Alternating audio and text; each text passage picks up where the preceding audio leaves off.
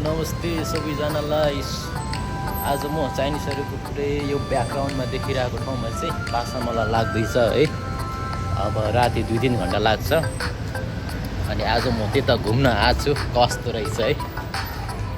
यहाँ चाहिँ यस्तो छ है, यताको माहौल चाहिँ पुरै भर्खरै सुरु हुन लागेको छ। यहाँ चाहिँ यस्तो छ है, हप्तामा 1 दिन लाग्छ, मङ्गलबारको दिन।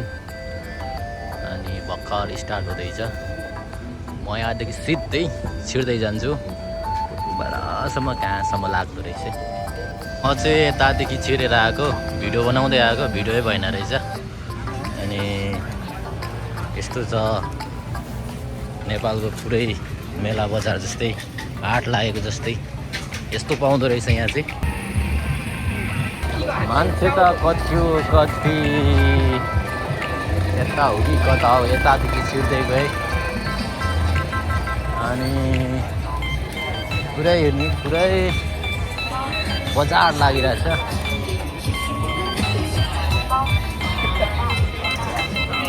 म अब यताबाट हुँदै जाँदैछु, यता नि छ र यता म गइनँ, किनभने म यतादेखि निस्केर उतै जानुपर्ने छ।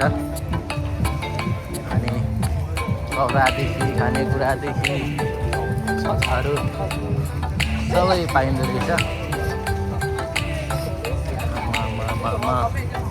कति धेरै मान्छे, उतादेखि चाहिँ मान्छे पो, छिर्ने ठाउँ भएन। अनि म बाहिर निस्केँ, यता चाहिँ बवालै रहेछ, बवाल माथिल्लो लाइनमा नि रहेछ। अनि तर म यतादेखि निस्केँ, त्यो लाइन त परसम्म रहेछ, तर म गइनँ त्यता। अबदेखि म यतादेखि निस्केर जान्छु। यतादेखि निस्केर गएँ। अनि यसो कपाल काट्नुपर्ने भएको छ मेरो, त्यही भएर कपाल काट्न जाँदैछु। अनि यस्तै छ पछाडिको भ्यू चाहिँ, यस्तो छ, रात पर्नु आँटेको छ है त। म चाहिँ एक्लै जाँदैछु मेन रोडको यसरी साइडमा। अनि त्यो पुल पारी जानुपर्ने छ कपाल काट्न। अनि यस्तो छ, रात पर्नु आँटेको छ। म चाहिँ यतादेखि हिँड्दै यो बाटो आएँ। रात पनि परिसक्यो, बाटो छ यस्तो। सैलुन चाहिँ यता कता छ, म सैलुन कपाल काट्ने ठाउँमा आइपुग्न लाग्छु। हामी चाहिँ यस्तो ठाउँमा कपाल काटिन्छ। यो कपाल काट्ने ठाउँ।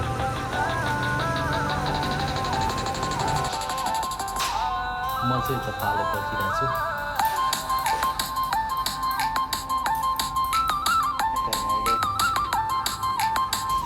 कपाल काटिसकेको लुक चाहिँ यस्तो छ। कपाल नि काटिसक्यो, कपाल काटेपछि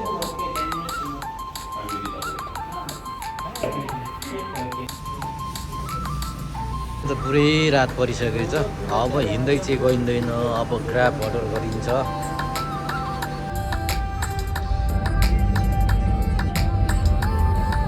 हेलो, म चाहिँ यहाँनिर आइपुगेको छु साला तारे खानलाई। चाहिँ यस्तो छ, चिया पनि आइसक्यो। चिया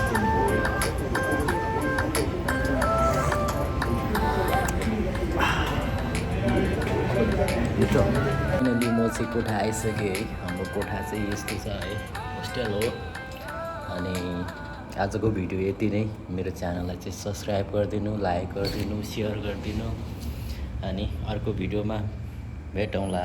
बाई बाई।